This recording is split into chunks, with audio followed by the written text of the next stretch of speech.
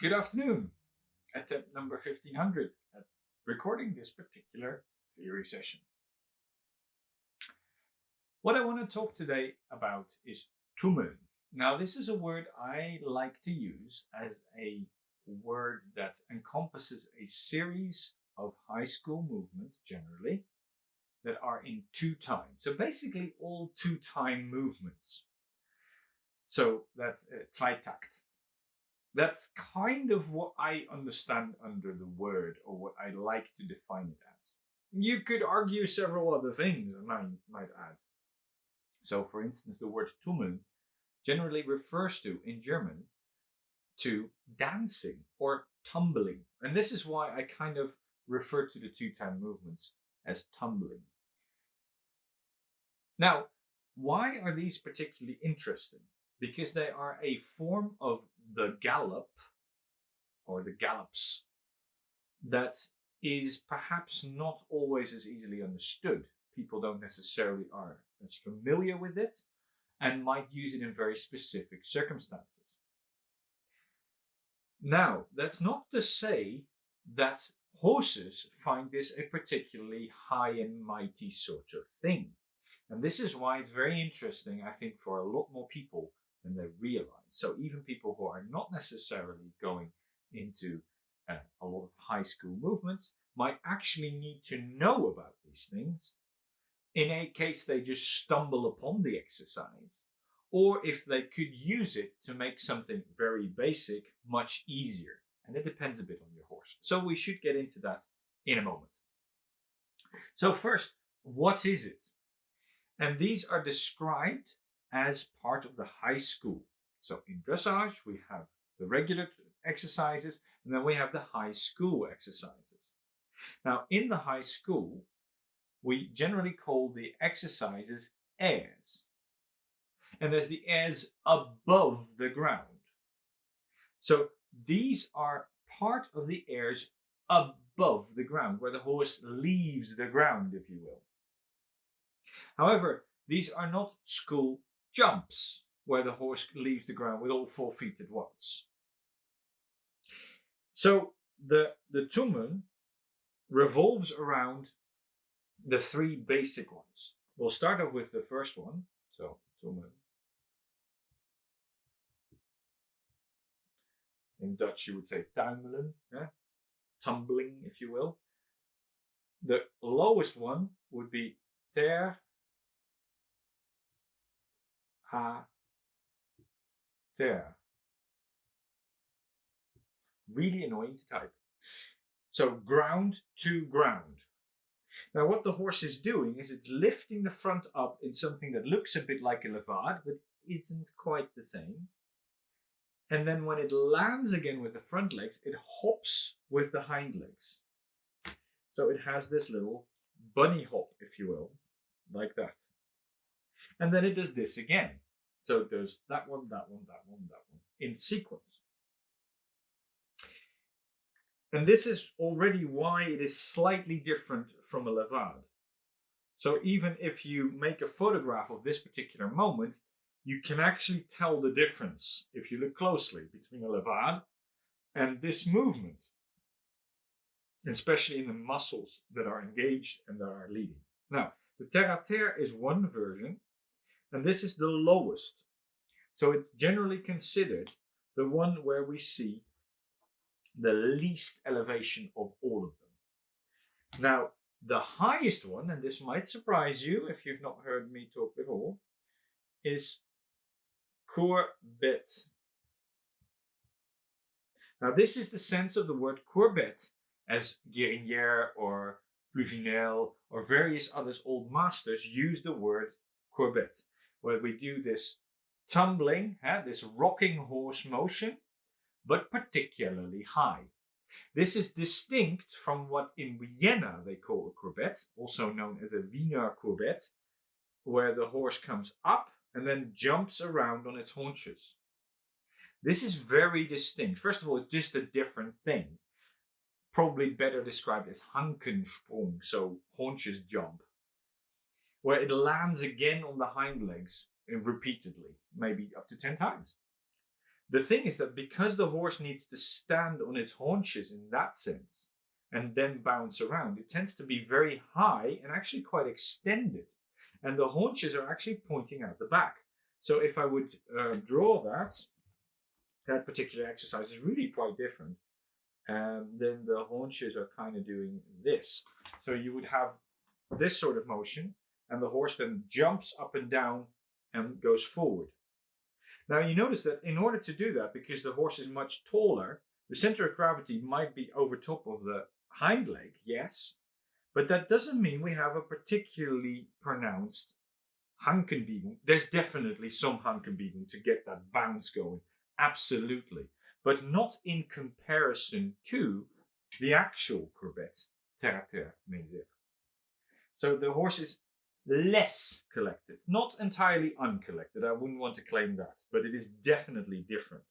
And it's a very different motion.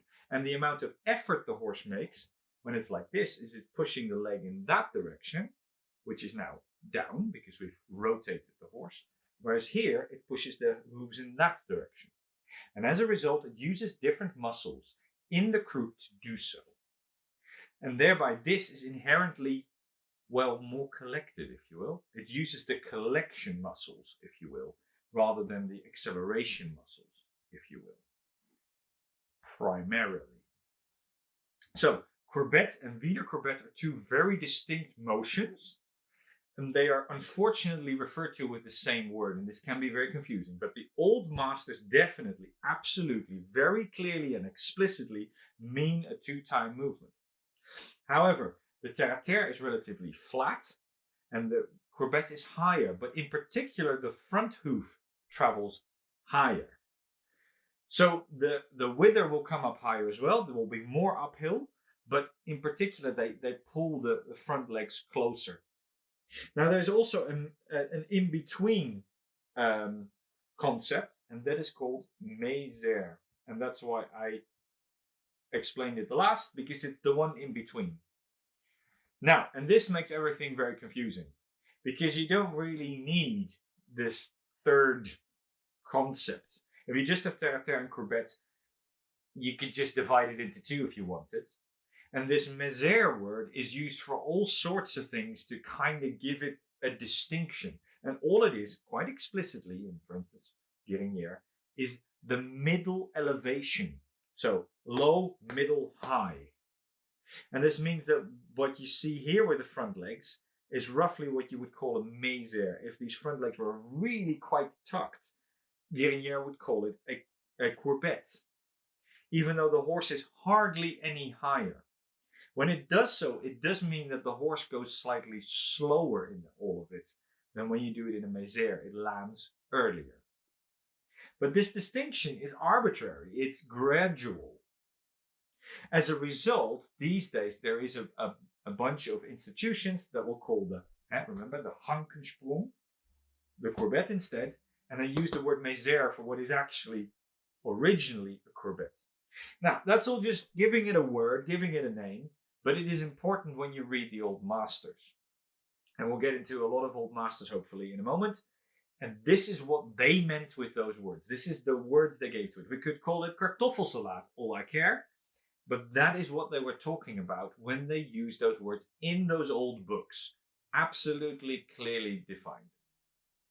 So we have these three, and they basically make all the heights of two-time. So when I say two-time, if you gallop, the word gallop is probably more accurate, then you have a four-beat going fast, rengalop, running gallop. Then you would take it back a little bit, collect it a little bit, and then you'll get to a three-beat, Arbeitsgalopp in German. However, this in English is called canter. The canter, the word canter refers to the three-beat, and I will definitely screw this up in this talk as well. We tend to use it for the word gallop in other languages. Only English has the word canter. So I'm just going to use it indiscriminately with canter and gallop.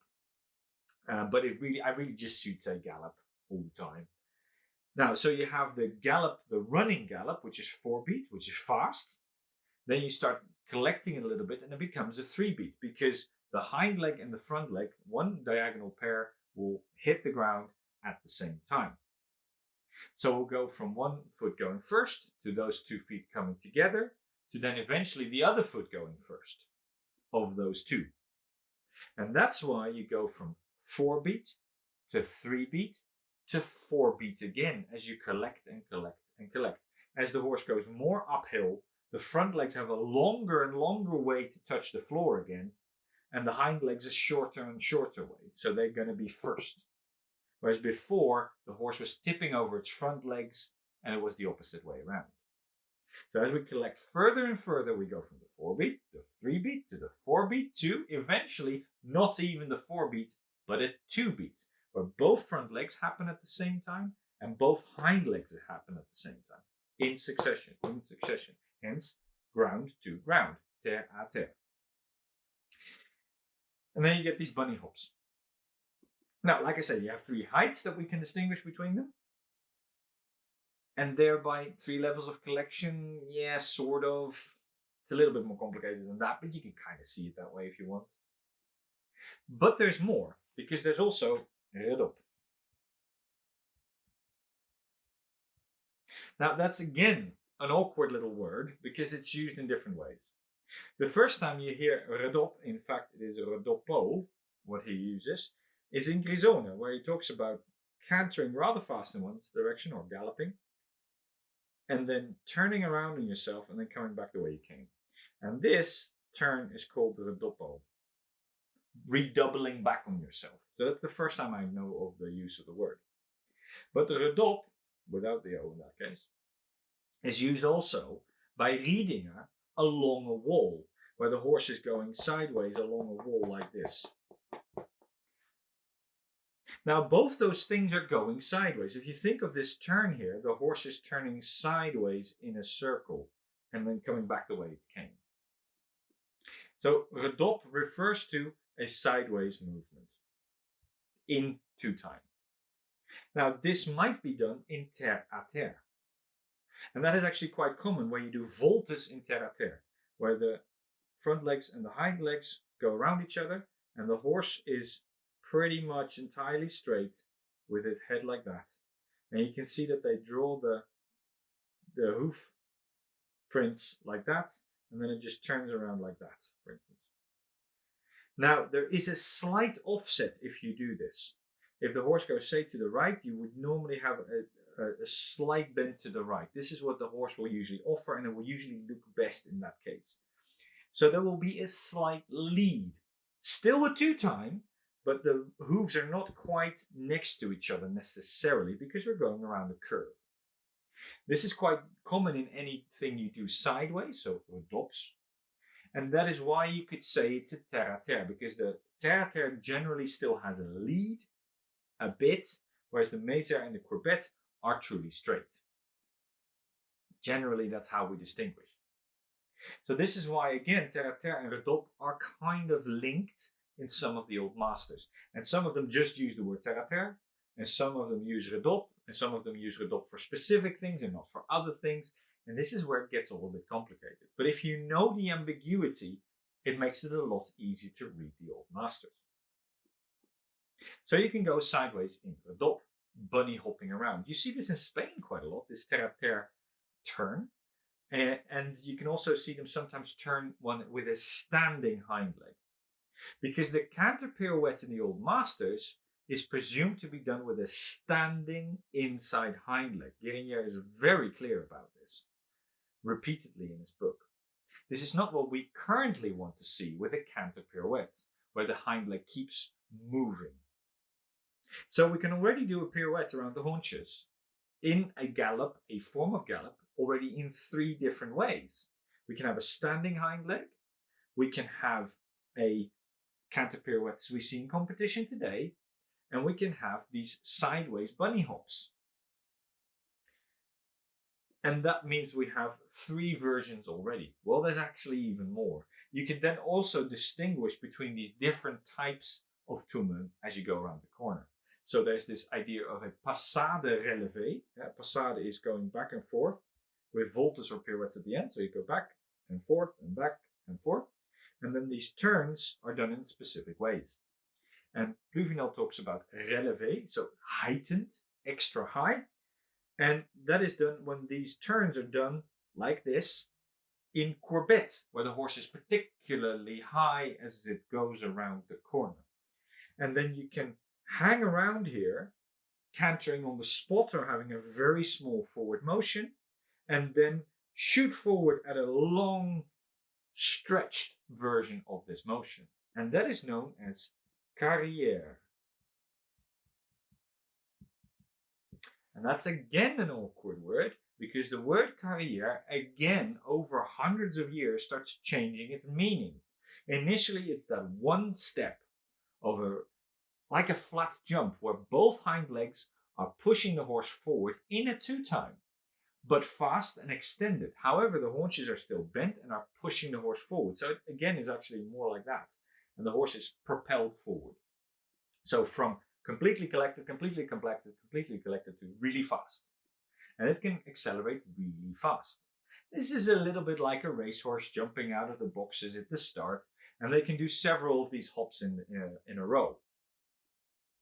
Later, the word carrière is referring to the entire attack run in the cavalry. So, for instance, if you're charging a block of infantry with guns, you might do this at 100 yards distance because they start shooting at you and you need to just go fast. So this is referring to the idea of fast. But the word carrière in particular, which is a French word, is used in, for instance, Max von Weyrother, in a German book. They specifically use the word carrière, even changing the font to show that it's French, to specifically say a fast two-time. So I generally put this on the Tummeln as well. This is arguable, but it's a two-time. So it's important to understand this in this context, that there is such a thing as this long jump. You could also call this lançade, the lancing stride. Now, usually lançade is considered whether the horse jumps more upwards and the carrière more flat, but this distinction, questionable. They might just use these two words interchangeably. The word lançade, because it's launching the horse in, to push the lance through a target, would then be very flat, because you normally use your lance relatively horizontally into the target. So lançade probably refers to the flat one as well. So that's a little bit safer, because then you can't be confused with just running fast over a field. Again, ambiguity, I'm sorry. So carrière. So that's what you would be doing here. Remember this passade that we were talking about? Passade relevé, courbette pirouette, courbette pirouette, courbette pirouette, courbette pirouette, courbette pirouette, courbette, courbette, courbette, lançade, lançade, lançade, lançade, and then you collect again. And in doing so here, you basically do one of these courbettes again. And in doing that, what you end up with is to collect the horse here before you then again do one of those turns in, say, courbettes, or any one you might like. Now, this collecting is important. You could collect and, for instance, stop, or you could collect and carry on in one of these turns or other actions.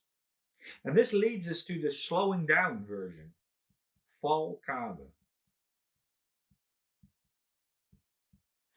And this is where you take the forward motion of the horse and basically use it up in height. And how it's described originally is you gallop and then you just ride a paissade at the end, and that's called a falcade. Dot.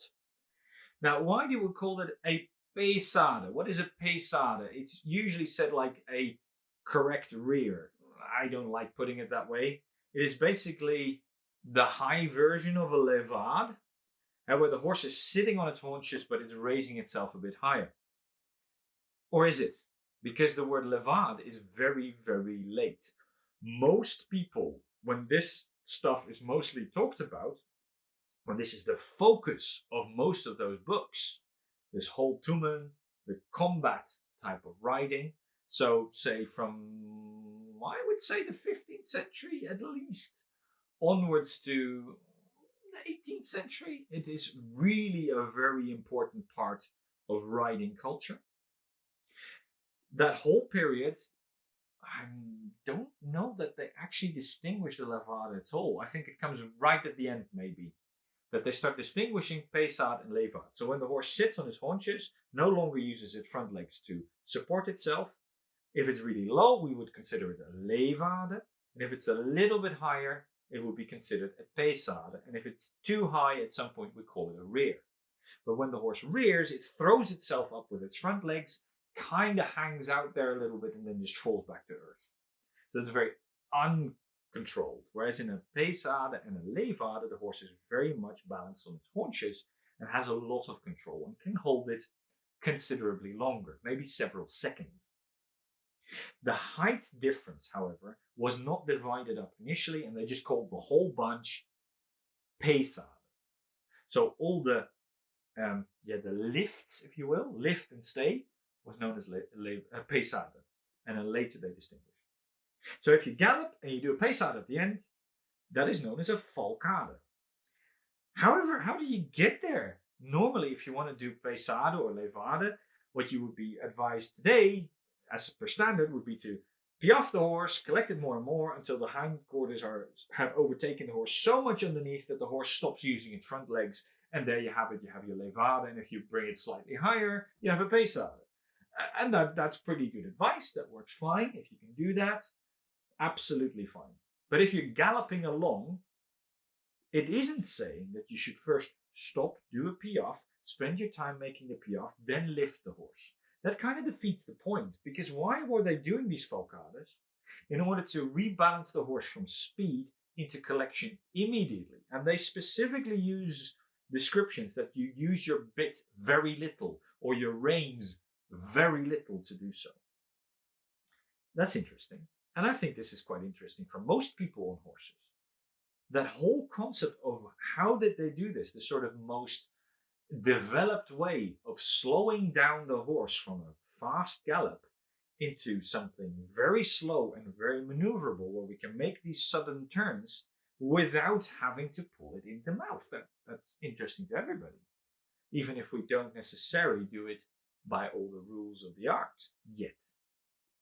So what you do to do a falcade feels more like riding a mézère or a courbette at the end of your gallop. So you put the haunches very far under and then let the withers come very high up, and then you let the horse just drop back into standing still. Because there's not another jump after it. Well, you wouldn't normally call it a mézère or a terre-terre or anything like that. Because the horse doesn't do another jump and another jump and another jump, which you would normally consider with these phrases. And this is why they describe it as a pesade and not as a courbette at the end of your gallop, which is probably more how it feels like when you do it.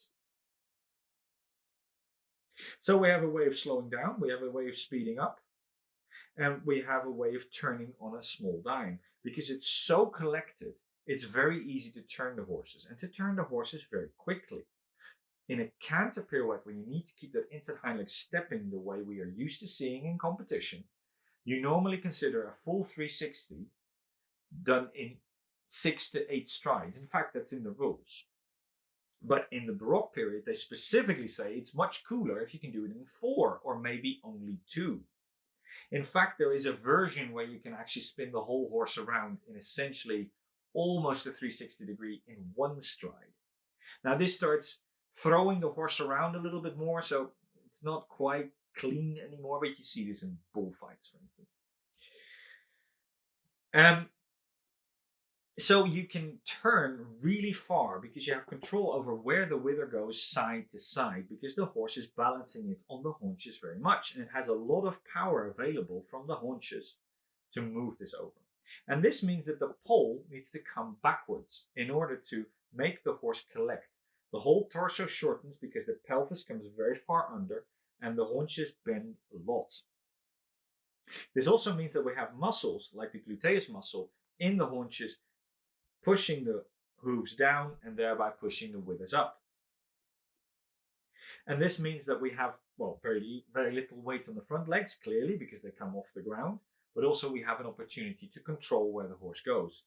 So we need to control what the pelvis does, and in this control, we also have control over where the front of the horse is swinging in their potential turn, or not when we want to go straight. And we have control over this part of the loin and the flanks and the oblique stomach muscles of the horse, and of course the stomach muscles as well. So that gives us a lot of control of where we are throwing the front of the horse, if you will. Now notice that the rider is drawn here perpendicular to the raising of the horse's body. So let me use another color. So, it's difficult to draw around the corner, but the rider's torso sits perpendicular to the horse, and its nose needs to stay ahead of the vertical. Actually, it needs to stay ahead of the perpendicular as well. Not sure if I drew it quite correctly, but you know what I mean. The nose cannot come in too far. Because the horse is quite far back with its poll, because it's collecting so much and bringing the tail so far forward, you need to allow enough space in the ganache, in the throat latch. Now, this is a bit up to the horse, how much it wants to tuck its nose, but you should definitely not restrict the forward motion of the nose with your hand. You can see some horses collecting their nose in quite far and framing themselves quite close, even on a neck ring. But that needs to be due to how the horse moves its body rather than its nose or mouth being pulled back by the rider. What you can do, however, is encourage a height of the poll, because it helps with the height of the wither. And that in turn helps with encouraging to bring the pelvis under, which then in turn encourages the hindquarters to carry more weight. And you can do that with your bridle. Subtly, perhaps you should, but you can use it for that. So in this upwards phase, you can actually help by raising your hand. Now you might want to raise your hand around where the bit is actually attached, so that you don't have backwards pull on the reins. This is generally a good idea, but it does depend a little bit on your bridle exactly how this works. But let's not get into bridles. Then next, the horse will land again with its front legs, and you should allow this. And this is really important when you do this kind of stuff. When the horse comes down with its head to touch the floor with its front legs, your hand should give. And, well, it was quite high here, so that's why I drew the arrow down. But it's not just down. You don't just lean this down. It's more sort of forward, if you will. So it kind of does slight upwards curve there and not too far back, and then you give when the horse lands, especially when it does it vigorously. And this also means your elbow probably needs to go forward. This can be quite large. The give to this motion can easily be 20 centimeters, so 8 inches. Now, all the while, your shoulders are not allowed to go forward. It would be kind of tempting to want to bring your hand forward and your whole body to follow, but this is really bad, because this is the moment that the horse, as the front legs land, is jumping with the hind legs. And as a result, we need to not only give a leg aid here to make this jump happen and be as pronounced as possible, but we also need to allow the back of the horse to come up. And that means we need to have as much forward and upward freedom in our hips as possible. And this is why the shoulder blades need to stay back quite considerably. In fact, the back of your head comes back quite considerably.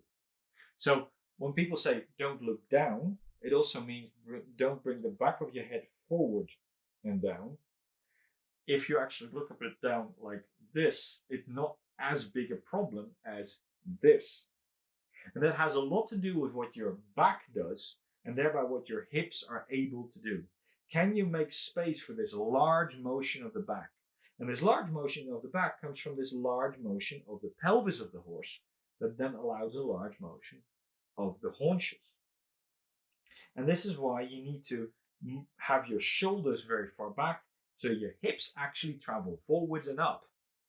All the while your knees are not allowed to swing forward either. So you do this sort of, I always call it the backwards banana, and that allows the horse space. Now, just before this happens, you'll feel the horse round up considerably. You'll feel the energy in your horse. And this might feel a little bit like it's about to buck.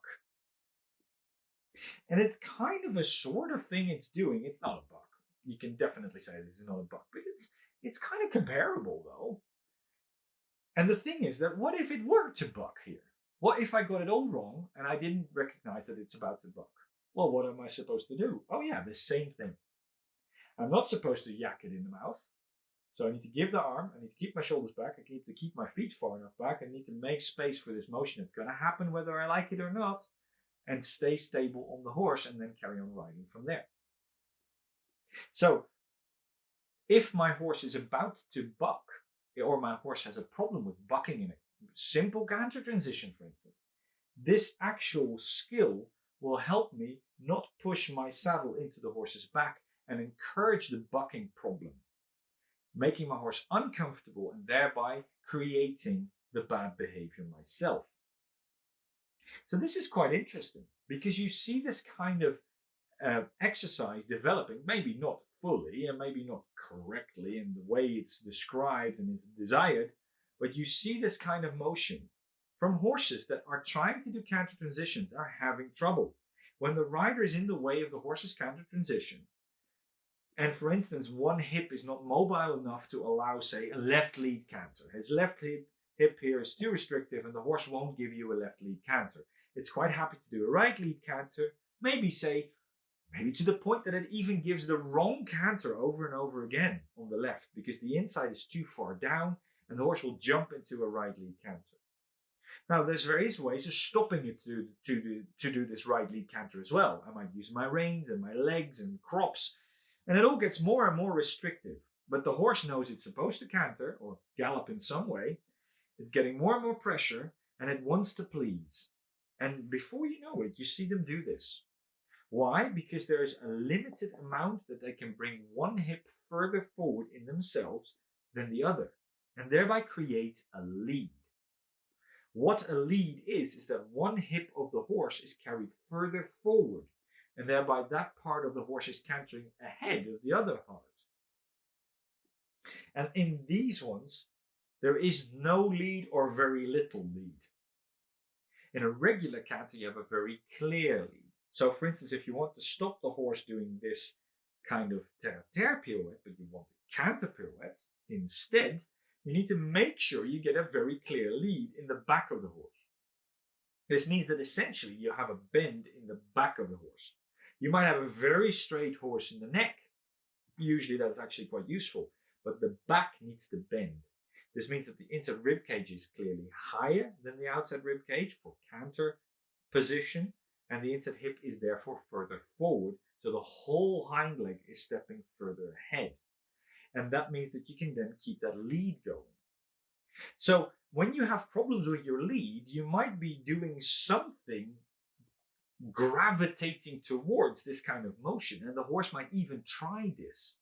When it tries this and you weren't thinking about it, this jump might be very uncomfortable and you might feel thrown around.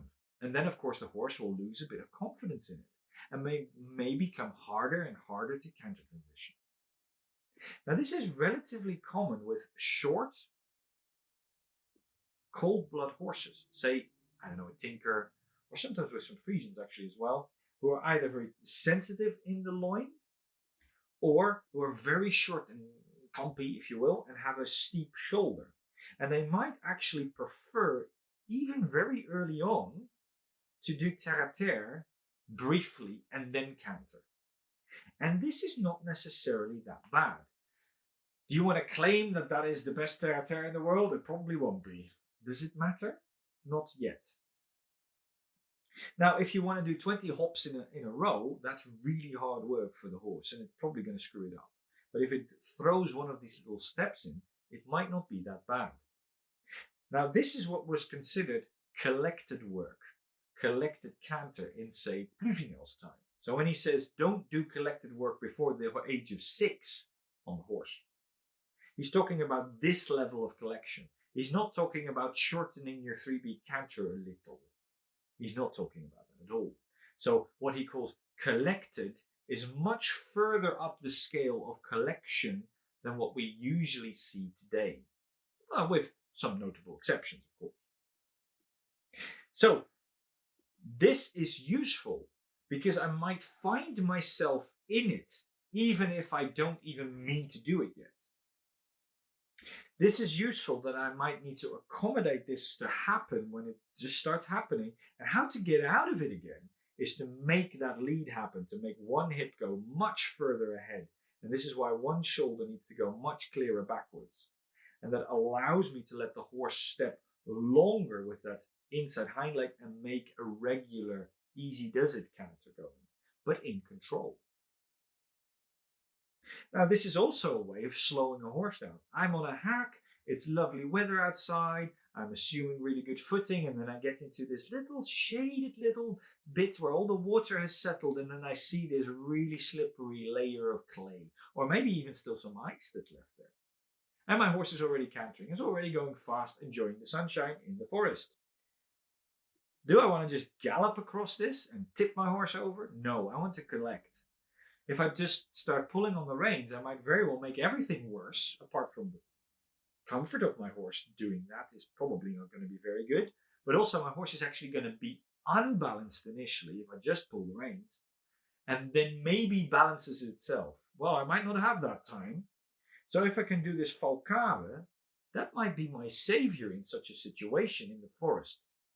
It might not be the best falcade in the world, but the horse is putting its haunches under the weight and then being able to lift itself and soften to the reins and be more in my control, and we can deal with the situation together as a pair. Now, how do you do that? You need to engage these hind legs. Now, it's not just a question of giving more leg. Just leg by itself is basically never very clear to the horse because it could mean almost anything. So you use your calves, maybe even your spurs, yes, to make this step particularly clear.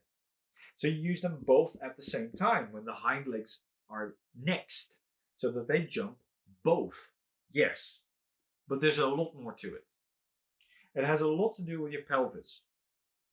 So you want to tip the tail under, you tip your own tail under, but not by driving it into the horse, but by allowing the saddle to go up. You might use your pelvic floor. And this is why it's important to use the hamstrings. And when you use the hamstrings, you not only make yourself a little bit lighter in the saddle and make it easier to apply this angle of your pelvis, you also engage the intercostal muscles of the horse and the spare ribs, which helps to engage the oblique stomach muscles of the horse, and of course the stomach muscle in the middle, and that means that it's much easier to get the pelvis under. It is much easier for the horse to use its iliopsoas muscle, and thereby it's much easier to get those hind legs under, and not just the hoof. No, the whole of the croup curls better under.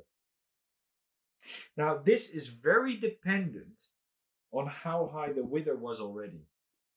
So when the wither is nice and high, it's much easier to do this. If I just yank the horse's head up, well, the front of the wither will still be actually quite high if you just measure it, but I might have a very hollow back. And then I'll feel a very wide rib cage, and then it will be very difficult to do this exercise. However, if the horse's head is higher and the pull is essentially closer to the tail, if you will, then it's much easier to get this curling to happen immediately. And the horses can really jump those hind legs really dramatically under themselves with relatively little effort.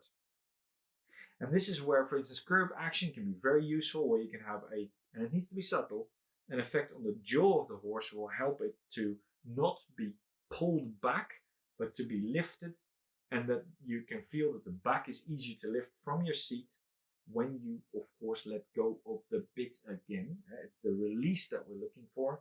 And then from there, we can use our pelvis and our upper leg rotation to apply the haunches. When I say rotation, the knee still points forward, but you have the muscles kind of curling around the upper leg, and that makes your lijste or luske, hip fold, very free. So, this could be an emergency stop. This could be a high school movement. This could be the preparatory steps before you do your capriole to save power. You use this in combat all the time to move your horse in any direction you want, including backwards. And yes, backwards canter is also seen in horses that have never been taught it, by themselves in the paddock. It's not very common, but the horses do by themselves because they feel like it.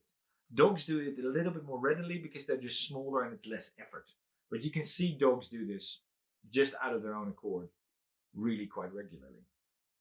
So yes, it's called artificial because we need to work for it, but it's not artificial in the sense that it is not a natural movement for a horse. You can't teach a horse to do anything that's unnatural. Well, maybe something, but not a lot. So yes, this Tummeln, and then there's the extension. If you want to extend out of the collected, what you need to do is you need to extend the hips and extend the hand a lot, and of course apply the leg, and usually for a slightly longer time. So when the horse is up here, in the whole time that it goes down, you start extending the horse forward. And this is where I come in with my analogy of the car wash again. You have a brush on the top of your car and two brushes on the side of your car. So your car is in the middle here with two tires. There's a car. So in order to send the car forward, we can use the brushes on the side of the car to push it forwards and the one on the top. Now your pelvis is this top brush and your upper legs are these side brushes, if you will. So as the horse comes up, you take the whole of the landing swing to send the horse forward, and you feel as though the saddle needs to push between your legs whilst your shoulders and your knees stay back. And you allow a lot of rein. And then you apply leg as well. And you'll find that usually there's an ever so slight delay because the horse, especially when it was really high in a courbette, it will go down and down and down and down and then accelerate. So it is relatively close to the ground when it accelerates. And this might feel like a bit of a delay. And you just apply the aids like I described for a little bit longer and then, oh, there it goes after all. It's a bit like turbo lag, if you will. But it's not actually that long, but it might feel a bit long. So that's quite literally how you do it. Shoulders back, bring your hips forward, and keep your leg on. And give with the hands. It is that simple. But you want to make sure that you aim where the wither goes. Similarly, if I want to turn, when it's in the air, I can lift it over with my groin, with both my luscus, and lift it over and place it somewhere new. And then tuck the haunches under again. So I can use that to turn as well. So that is a little theory session on Tummeln. That is a high school movement, but knowing about the high school movements when you're not there yet will help you get there and will help you understand the simpler movements. Now, I didn't spell all of that out, but I think you might be able to understand quite a bit of that. And this is, for instance, why your shoulders should be back and why shoulders back is actually lightening the back of the saddle rather than making it heavier if you do it correctly. If your knees and your shoulders go back to some degree, then you lighten the horse in its back. If you let your knees swing forward, then of course leaning is just going to roll yourself onto the back of the saddle and make it much heavier and more rigid. And it's this freedom of motion that allows us to get this collection. Once you get your head around this, this is relatively easy to teach a horse. It's hard work for the horse. It's a high level of collection, which is why it's high school, but it's less complicated than, say, a Piaffe. So it's less difficult to teach horses to do this than Piaffe. And this is why war horses were generally considered that they had to do this. Whereas the Piaffe was not necessarily required for a long time. And it doesn't even crop up that for that long time. Piaffe is a very useful thing. What you might find is that when you're teaching a horse Piaffe and it learns this, that it goes, oh, you want to do something collected, I'll just do a lot of collection and then give you a terre-terre or misère instead. Now, that never annoyed me very much, but it can be, of course, a consideration. So, all in all, the terre-terre, misère, and courbette were very well known, and we see this all over the place in 15th century artwork. Say, Uccello's Battle of San Romano is full of this kind of stuff. They're not levades, they're courbettes and carrières. And if you do this half-hearted, the horse might just kind of halt into what we these days call a school halt, which is a modern term for that motion that was definitely described a lot or drawn a lot in history. So if you just hold your breath, then the horse might just kind of do a little lift and lift one leg up, but that still implies a bend. So all in all of that is a useful thing to consider. And there's a few videos that you might want to look at as well, where people have filmed this in slow motion and you can see the rider's hips move. And because in terre à terre, courbette, misère, you move your hips as a whole forward, as opposed to just one hip in particular, as you would do with canter. And this refers to canter lead changes. When you want to make a lead change, you have the left lead and then you start the right lead. So you bring the new hip further ahead. This is very clearly described in Andrade in 1790. And then again, there's a description of flying lead changes in 1836, 1833 from Max von Weyrother. The point being that doesn't really crop up any earlier that I know of. We see that they change the rein and end up in the other canter. But how exactly they change the canter, they just don't mention it really. And they don't specifically say flying lead changes, even though they feel the need to tell the rider that they need a girth on their saddle. So very basic stuff. And this is quite across the board. It's not just one person that leaves it out, it's all the authors leave it out. That's very odd. Now the lead change, if you do a flying lead change, like we see them today, you cover a lot of ground. In combat, when you decide to change your lead of your canter, usually you're in a position where you don't want to just bowl forward and jump into the point of the weapon that's pointing at your face. So it's not necessarily a good habit in combat. Moreover, as the carpentry says, in order to get a not so awkward execution of the flying lead change, you shouldn't be too uphill and too collected, because then there's more freedom of the hind legs to sort their life out, to sort out their new lead, and then carry on again. So you need to relinquish some collection to make a lead change easy. You might get one out of them, but a series of lead changes within collection is extremely hard on the horses, and they usually can't be bothered. As a result, we see this, that the lead change is not really recommended for combat by the old masters. And my presumption is, my theory is, that instead of a lead change, they would just do a stride of Tummeln, any of them. So you canter right, misère, canter left, canter left, canter left, because these ones don't have a lead.